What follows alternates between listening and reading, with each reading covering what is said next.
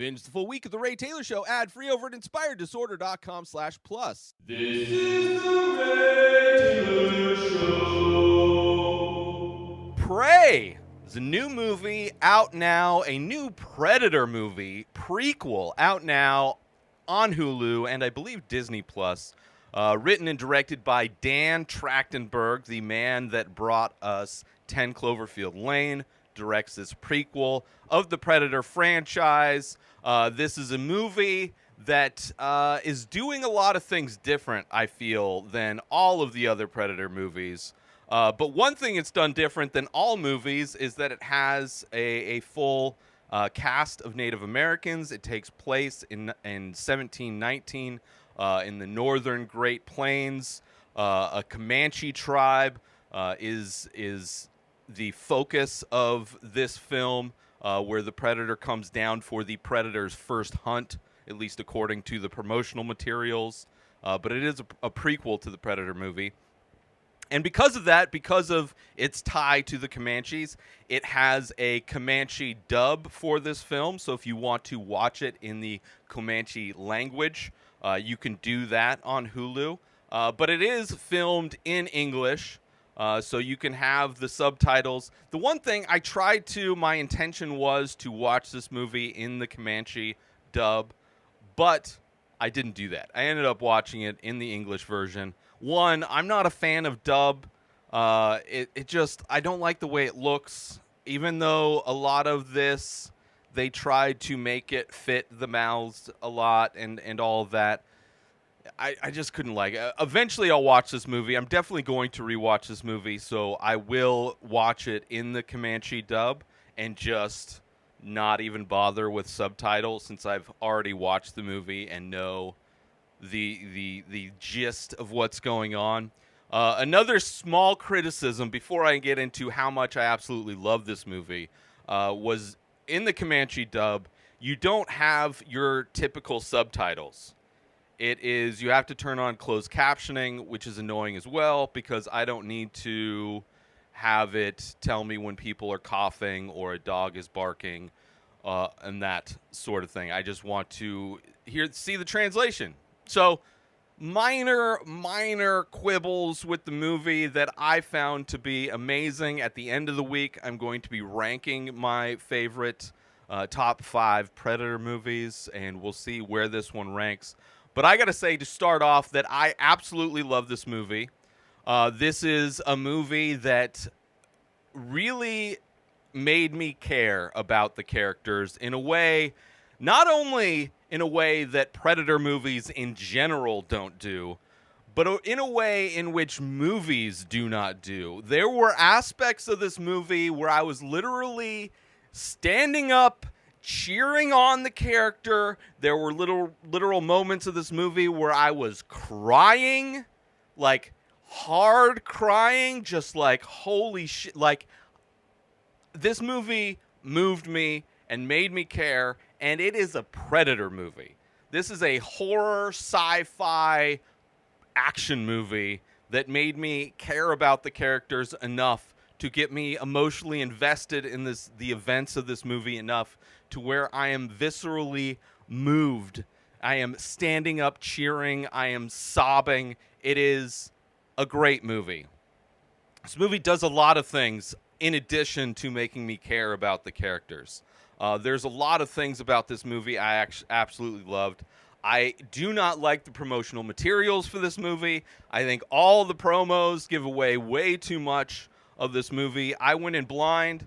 I'm not one to watch trailers to begin with. Even some of the posters give things away, which I am disappointed in all of that stuff. But thankfully, trailers were everywhere for this movie, so there were definitely aspects that I had seen, little glimpses of this movie I had seen, but for the most part, I stayed away from all the trailers. I stayed away from all the promotional stuff.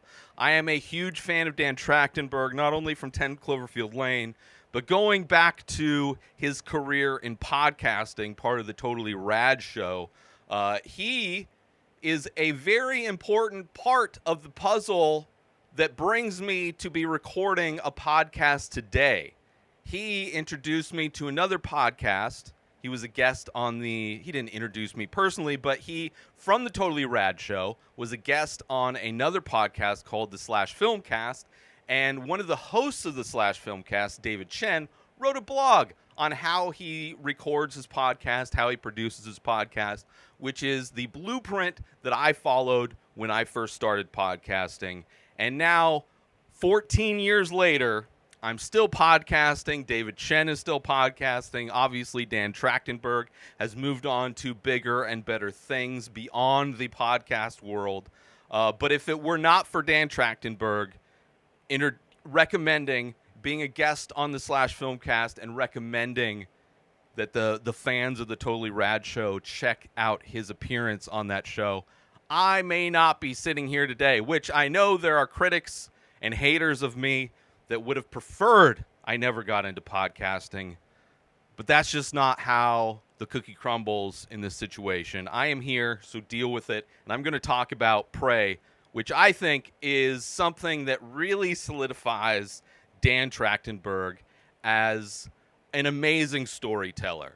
Somebody that obviously has a passion for film, but knows how to make even a genre film like a Predator movie elevate beyond the previous films. I mean, this franchise, there are some garbage movies in this Predator franchise. And even the previous movie that was made by Shane Black, which I am in general a fan of Shane Black, I was not a fan of that movie. I think this is exponentially better in every way to the majority of the Predator movies. So enough of that. Let me get into this movie. I am going to be talking about specifics. I am going to be spoiling aspects of this movie. So I would highly recommend checking out the movie. It is available on Hulu. The English version is perfectly fine. I am excited to go and watch the Comanche version. I rewatched a specific scene this morning because it is this scene that really got me, and I had to watch it again. Because even just thinking about that scene would make me get emotional, just thinking about it. So I was like, I had to watch it again before I record. Maybe I'll cry. I don't know. But let's get into it. So our main character is Naru, who's this, she's a Comanche girl, wants to be a hunter. Nobody believes she can be a hunter. Her brother is kind of like, a good hunter. He's kind of like Dan Trachtenberg in an article mentioned that the main character, Naru, of this movie would basically be a sidekick character in any other movie. But in this movie, she is our main focus. And in any other movie, she would have been a sidekick to her brother, who is, a great hunter. But she wants to prove herself. A lot of this movie is about proving yourself. Not only proving yourself to the doubters, to the people, to her tribe, but also proving to herself how she's constantly struggling with that thought of, am I good enough? She's like almost there, but keeps falling short.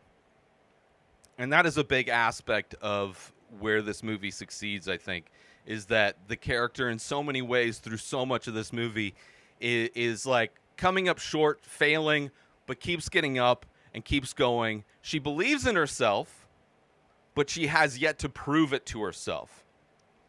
And in so many different characters throughout this movie don't give her that respect because she hasn't proven it to herself. She definitely hasn't proven it to them, so they don't show her any respect, which if you're a fan of the Predator franchise, we've seen in many other Predator movies that the Predator doesn't really attack people that he or she doesn't consider a threat, which I don't know if there's female Predators out there. I don't know the gender specifics of the alien species of Predator, but they don't seem to attack people they don't feel are a threat.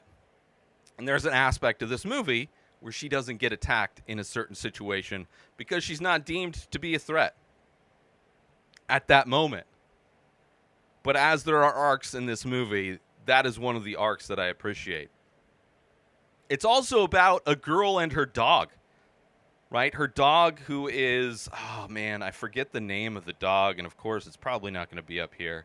The dog is amazing. Apparently the dog was untrained prior to the filming of this, but the dog was adopted specifically for this and trained specifically for this. I thought the dog's performance was amazing. Not and this movie doesn't use the dog in ways that most movies use dogs, as like that is the emotional center that makes you care about stuff. I mean, there is part of this where, yeah, the dog is part of that, but it is really the journey of Naru that really gets you invested in this movie, in her journey, in her fight for survival, but also in her journey to like prove herself to everybody, to the world, to herself. So the fact that the dog is there just adds, like, the dog is her sidekick in a lot of ways.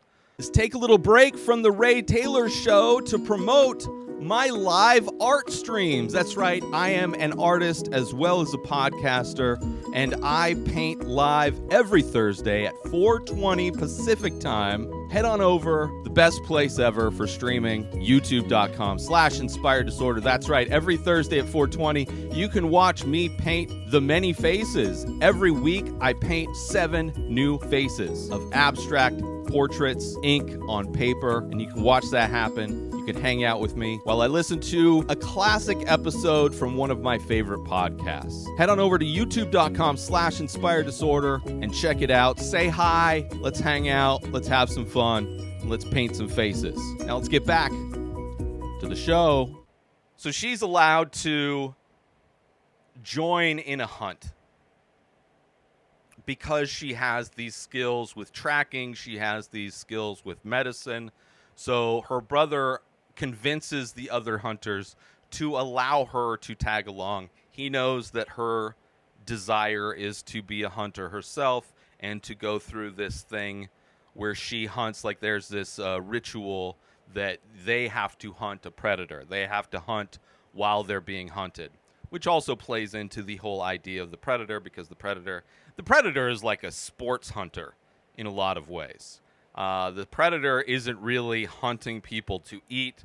The predator is hunting people for trophies. And as we've seen in previous Predator movies, the trophies tend to be skulls. The trophies in some movies tend to be the skull attached to the spinal column. In this movie, we see the predator taking a lot of different versions of skulls and spinal columns. There's this great scene that kind of introduces the predator to the movie in a lot of ways, where you see this rat attack an ant. Like, you see this ant crawling on the predator, who's invisible because of the tech or whatever, right? So it looks like this ant is just crawling in midair, and the rat attacks the ant and eats that, and then a snake attacks the rat, and then the predator attacks the snake and takes the spinal column of the snake out.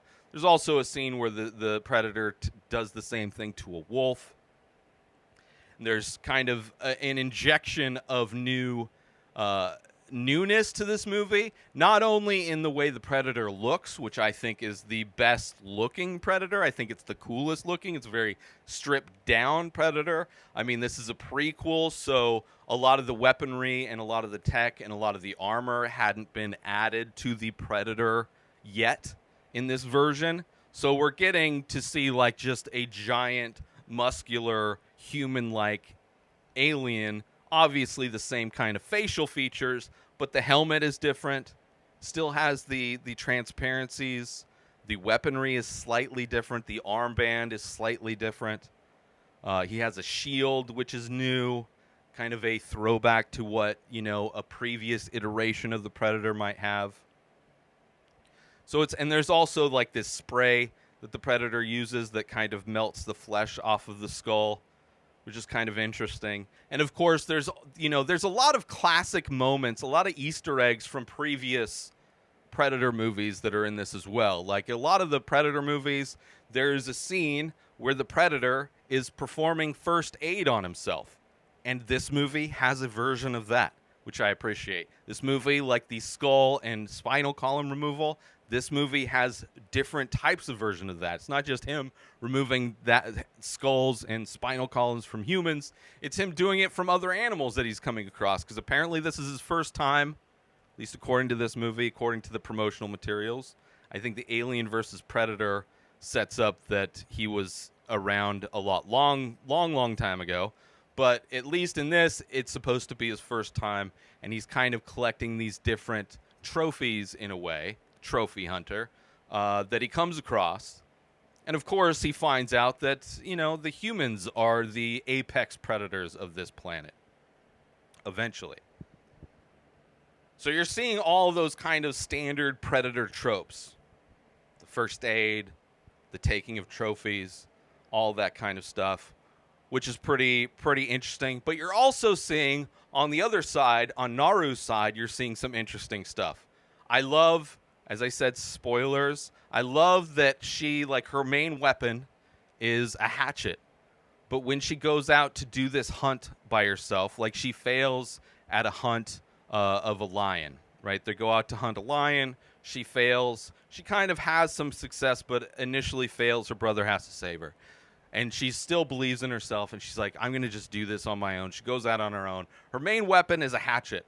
And through this process, she makes a rope to attach to her hatchet to make it, more effective, so she can retrieve her hatchet a lot faster, so she can, basically launch the hatchet a lot more times instead of having to chase it down constantly, because she's trying to kill these rabbits.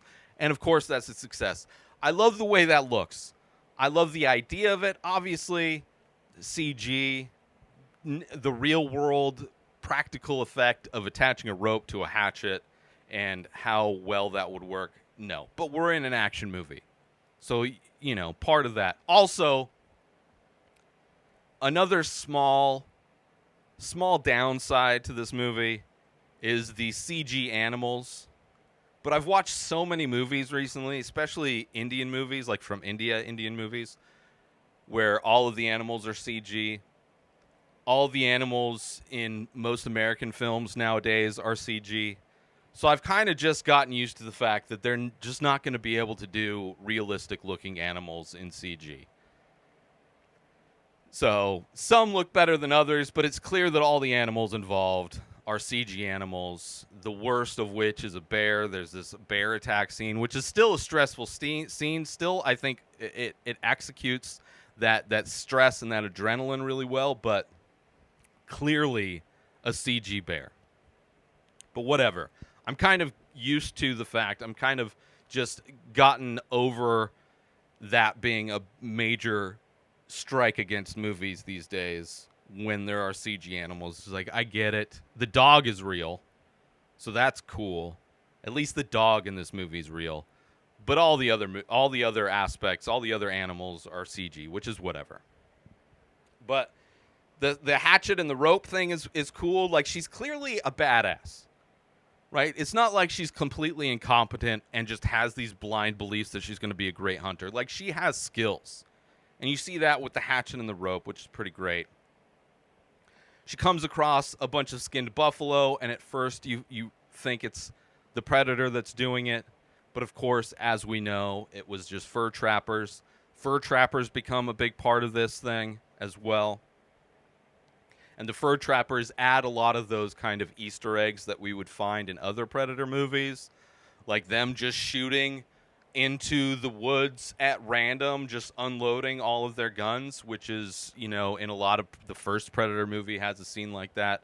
The Predators has a scene like that. There's a lot of times where people are just shooting blindly, unloading all of their artillery into a forest, and the skin trappers are doing the heavy lifting in that aspect. But so she comes across these fur trappers, and that adds another aspect to it, right? It provides another thing that's out to get her. Also, another thing that the predator is going to be preoccupied with, because he's not really there's the scene with the bear where the predator fights the bear. The predator kind of shows himself to Naru for the first time, and you see the predator just kind of not. She still has to escape, but it's clear that she's not really the threat. He's not really there to attack her because he doesn't feel she's a threat. There's also another scene where like the fur trappers kind of scare off the predator in a way because he's out to get them. There's a lot of great fight scenes in this fight, like set pieces in this. There's a great one, not only the predator versus the bear, which is kind of cool, but also the predator ends up fighting her other hunting partners from her tribe, which is like brutal fight scene, but also like well done, like interesting fight choreography. Like it utilizes the different weaponry that each person has. It shows the predator fighting in a newer kind of way, more stylistic way. There's also set pieces where the predator's taking on the fur trappers, which is pretty great. There's a lot of great action set pieces in this, a lot of great fight scenes in this, which I really enjoyed. But there's this aspect of it, so it's like she's being hunted by the predator, kind of. She's trying to survive. She's seeing that like her members of her tribe getting taken out, and she's like constantly like just falling short. And there's this scene, right? Even the musket from Predator 2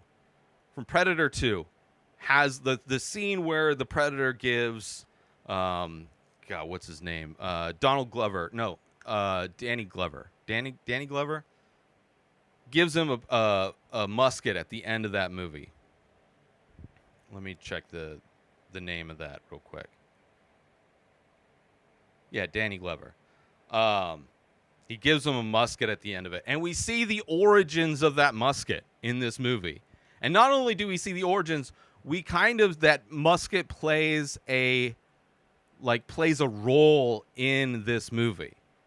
In more ways, like this movie, there are like things that happen in this movie. And because I'm watching a Predator movie, I don't think that much of them. Because it's just an action movie. And most movies that have references to stuff are just references to stuff. They're just Easter eggs for the fanboys that are out there, so they can be, cheer on, oh, look, that's the musket from, which I did. I was like, oh, the musket from 2. But it plays a role. Like, there's even a moment where she falls in quicksand and it has, like, major Never-Ending Stories vibes. And, like, there's all these aspects that end up coming together and meaning something even more at the end of this movie. Like, this movie ends with, like, the end of this movie is so much smarter than so many movies, where all of these things that we see along this journey, where like her collecting these different weapons along this journey, she, improves her hatchet with the rope. She gets this gun. At one point, she gets like this slap bracelet looking thing from the predator. She kind of like, it's almost like a video game, her collecting these new weapons, upgrading her weapons along her journey. And we see her journey, how she's kind of struggling to get out of this quicksand, struggling with the bear, struggling with like having to deal with these poachers. And you see how all of those struggles come to mean something at the end. You see all of these weapons that she's acquired through this journey, how they all play into the end of this movie. And it's like, and you see how much she's lost. She's lost her brother. She's lost the other hunters in her tribe, and she's still not been able to. And she still like has these moments of failure, but she still wants to prove herself. And there's this moment in this movie where it's like she's like collected these things. She just had this fight with the predator and her brother. And she lost her brother. Like, her brother sacrifices himself in order for her to kind of get away or whatever. And you see her, like, have all these things, and she's gotten to the point. She sees, in that moment, she sees there's one more piece of the puzzle, which is also another reference to another Predator movie because the Predator only sees heat. And in the first Predator movie, Arnold Schwarzenegger's character discovers that when he's covered in mud and the Predator can't see him. In this movie, she discovers that when she sees one of the fur trappers who she tried to give medicine to in exchange for learning how to use the musket. She gives this medicine that was, she used earlier on that like makes you feel cold, but that feeling of being cold is because it slows your blood flow down so you don't bleed out. But she realized that medicine that makes you cold makes you invisible to the Predator. I'm like, oh shit. Like one of many times in this movie where I'm assuming this movie's stupid, which is just not on purpose, but like it's just all these little things that have been placed in the movie before that kind of make sense afterwards because it's well-written movie. Where it's like, oh, the medicine, now she's going to be invisible to the Predator. And there's this scene where it's like the last 20 minutes of this movie. And I'm telling you, if you have not seen this movie, go watch it before I talk about the last 20 minutes, because the last 20 minutes of this movie are like the craziest roller coaster ride, action, emotions, everything that makes this movie, like, everything comes together for this moment. The whole purpose of her trying to prove to herself, the whole purpose of her trying to prove to everybody else that she shouldn't be taken for granted, that she should be feared. Right? You overlooked her, and that was your mistake.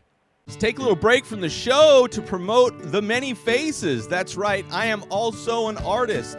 I do ink paintings on paper of abstract faces. A new face, a new painting gets released every single day over at inspireddisorder.com. So head on over to my website to purchase original artwork directly from the artist. Also, there are prints available for select images. Head on over to inspireddisorder.com, buy original art, buy prints if that's your jam, if you want 8x10 prints on high quality paper. Also, if you're looking to wear some art, there are shirts available with original artwork by myself. Select faces from The Many Faces are also available in t-shirt form. You go to inspireddisorder.com, you buy original artwork, you buy prints, you buy shirts. You're supporting an artist directly. And if you're the type of person that likes to invest in NFTs, there are also NFTs available for select faces. Go to inspireddisorder.com now. And now let's get back to the show. And the scene starts where one of the fur trappers wakes up and his leg has been cut off by that little slap bracelet thing that she got. Right? In the same way that other fur trapper that she was trying to help with the medicine had his leg cut off with that little slap bracelet thing. She used it on this other fur trapper. And this dude wakes up and he's got rats eating at this bloody stump of a leg. Brutal. And you see Naru sitting by the fire, sharpening her stuff. She gives this great monologue of like, you overlooked me, you don't think I was dangerous, you made a major mistake. And she's like putting blood down her chin, she's putting her war paint on. Great, taking the medicine to be invisible. This great moment where you're like, oh shit. Like you see that Naru has turned a corner. You see that she is like, fuck everybody. I am going to show you how dangerous I am. I'm going to show you how much you fucked up. She takes the medicine, and we see like this fur trapper, he's struggling to get to his gun. And in that scene, you're like, oh, well, she's like, just kind of fucking with him. She's going to wait for him to, pull the gun that's not going to work, obviously, and she's going to get him. And it's like, no, that's not what she's doing. She's literally using him to call the predator, who cannot see her.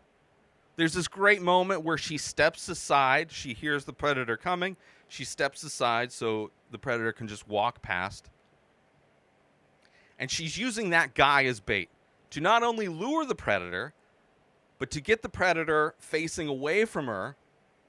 So when the predator kills the dude, cuts his head off, gets the trophy, she's got the musket that she has now learned how to use, not too much, not too little, gunpowder. She points it at the back of the head of the predator and shoots the predator. Mask goes flying off. She grabs the mask, runs away. I'm like, holy shit. Here we go. Here we go. This is okay. She just shot the predator in the back of the head, grabs the mask, runs off. She puts the mask in a place like we had seen her kind of prepping, tying stakes to a tree, kind of like the traps that were set in Predator 1. And she puts this mask down. I'm like, oh, she's going to use that mask as bait to get the predator. Traps are going to spring on him, right? She puts the mask down. We're like, holy shit. And then there's an amazing fight, right? Predator wakes up. It's not a death blow. It just shot the mask off. Predator's still alive, but not happy. Doesn't have his face mask that has the little laser sight on it. Doesn't have that anymore.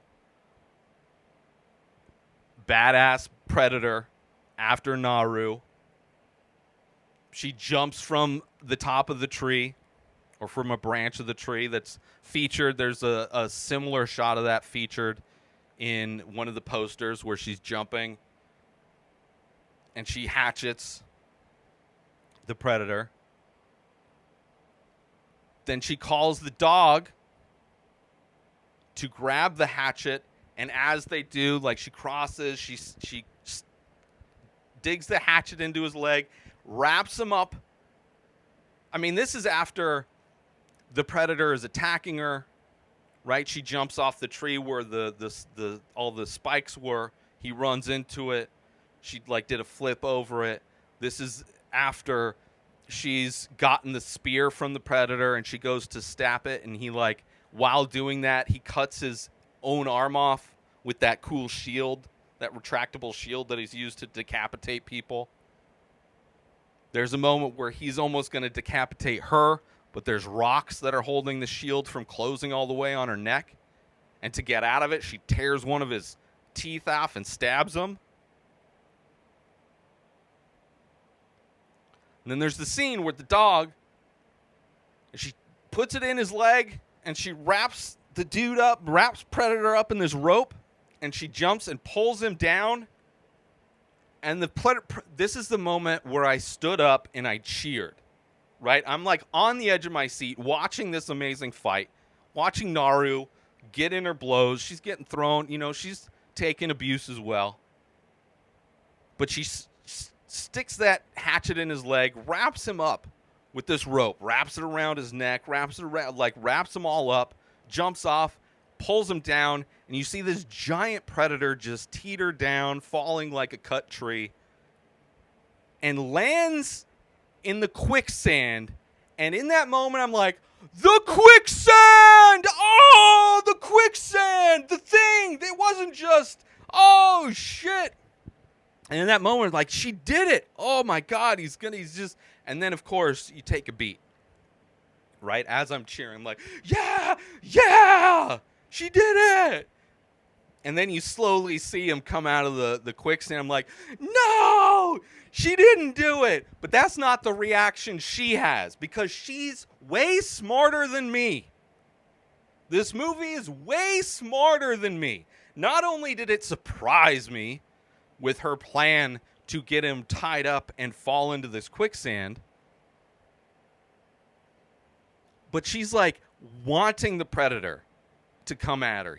She's like, do it. I want you to do it. She knows what he's going to do in this moment, and she's planned on it, and she knows. And I'm like, what is going on? And then he gets his little, arrow shooter on his arm. And she's just like, bring it, bitch. And it's in that moment, I'm like, oh, shit. I was wrong. The mask wasn't to be used for bait, obviously. Forgot about the mask. After all this action, I totally forgot about the mask. Just like I totally forgot about the quicksand. She's like, do it! And then he shoots. It misses her. Because he turns and he realizes that his mask that has the laser sighting on it is pointed at him. And it's like the cathartic yell she has when the predator unknowingly shoots himself in the head and she yells. I start crying because I was like, oh my, like she, not only did she prove it to, like she like proved it to herself, she killed the predator, which no movie, Arnold Schwarzenegger didn't kill the predator. Predator just kind of gave up and self-destructed himself. Most of the movies, they get away. Like, it's just a movie about surviving this predator attacks. Usually. Maybe there's a movie that I'm not thinking of where they actually kill the predator, but I'm pretty sure it was one of the only times I've seen a dead predator. And to see how brilliantly that was executed, I was crying. I was crying. And then you see her cut to her coming over the horizon to her camp, holding her trophy of the predator head and having the war paint of that glowing green red predator blood on her face. And telling everybody we need to bounce because this is not safe right now. Amazing. Amazing. Like that final fight scene. And I'm telling you, if you didn't watch this movie before listening to me and me warning you that I was going to talk about spoilers, you need to watch the end of this movie. You need to watch this movie. Obviously, you're going to see all of the things that happen. You're going to know, oh, wasn't that surprising? And maybe for some people, they saw this quicksand stuff happen. Maybe for some people, they thought, oh, she's going to use that. Sure, whatever. There's always those people, oh, I knew Bruce Willis was dead the whole time. Whatever. Nobody told me. I just figured it out. Okay, that's fine. It sucks for you. You didn't have the experience I had where I was blown away. Blown away watching this action, horror, sci-fi movie that has produced primarily garbage movies. You thought that the intelligence of this movie was elevated in a way to where a character was going to outsmart the predator. That's how it was going to end. Now, there's, of course, a poster as well of Naru with the green predator blood on her face, which is literally the spoiler of spoilers for this movie. But whatever. I didn't see any of that stuff. I loved it. It blew me away.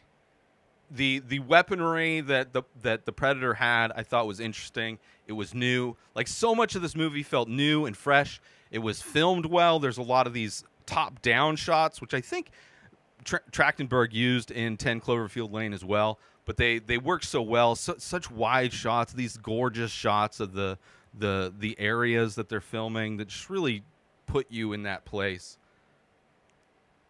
The action was interesting and fun and great. The different types of characters were fun. The struggle, the overall message of her not only having to prove to everybody else that she is a threat, but to prove to herself that she is as dangerous as she wants, that she is the hunter that she believes she is. Amazing. amazing. I absolutely loved it. Like, it nails all of the fanboy reference check boxes, but does it in a way, and she like tosses her dad this musket, right? So this is not the movie where the predators come back and get that musket. During the credits, there are these like, like Native American art pieces that are telling the story of Naru, telling the story of the movie we just watched, but also continuing that to where the aliens come back eventually. So there's probably another story out there, which I don't know if that will ever happen. But this is not the story where the predators get that musket. But eventually, at some point, predators come back, obviously, because they've been coming back for hundreds of years since this moment. And eventually, they get that musket. Eventually.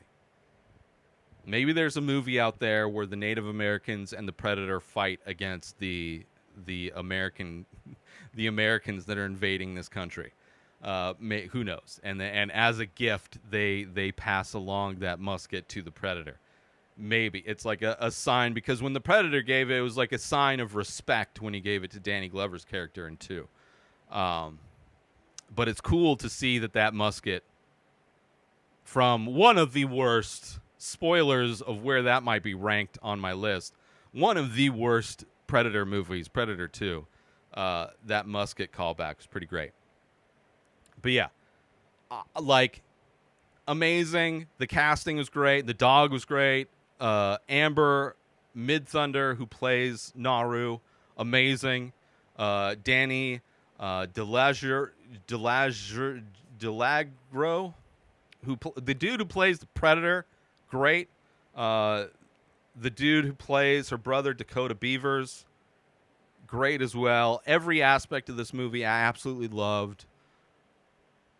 I'm super excited for whatever. I love that this movie is getting a ton of praise online. I love seeing all of the people from the different Predator movies, or just Hollywood in general, throwing a lot of love towards Dan Trachtenberg, because I think this movie, even more than 10 Cloverfield Lane, because this is a movie that for Dan Trachtenberg was like part of his childhood.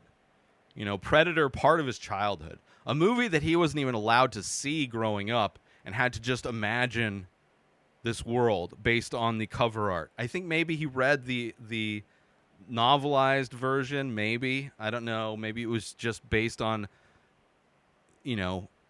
imagining what this movie was, just looking at the cover art, and then eventually, later on, actually finally watching the first Predator, which is an iconic film.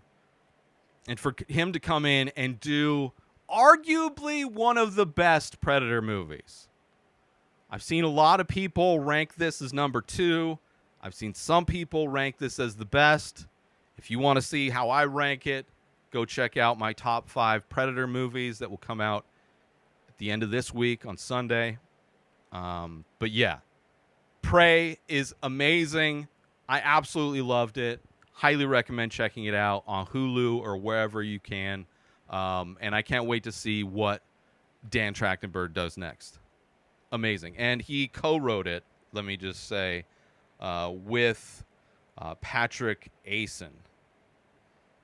So both Dan and Patrick wrote this, and I guess he's a producer of a bunch of stuff. Let's see, writing credits here. Prey, Treadstone, he wrote an episode. Tom Clancy's Jack Ryan, he wrote an episode. So he's only done a few TV writing credits, and then he wrote this with Dan Trachtenberg. So either way, I absolutely loved it. I highly recommend checking it out. Prey. New episodes of The Ray Taylor Show come out every single day. Subscribe on YouTube and everywhere our podcasts are found. Binge the full week over at inspireddisorder.com/plus. Buy Ray Taylor Show merch over at inspireddisorder.com. And follow the show on Instagram at Ray Taylor Show. Have a wonderful day, everybody. Peace out! Today is the day where you wake up and you realize that everything that you've been dreaming about, everything that you've been wanting, every goal and wish and hope that you've ever had can become real. Dreams can come true. What you manifest in your mind, you can bring to reality.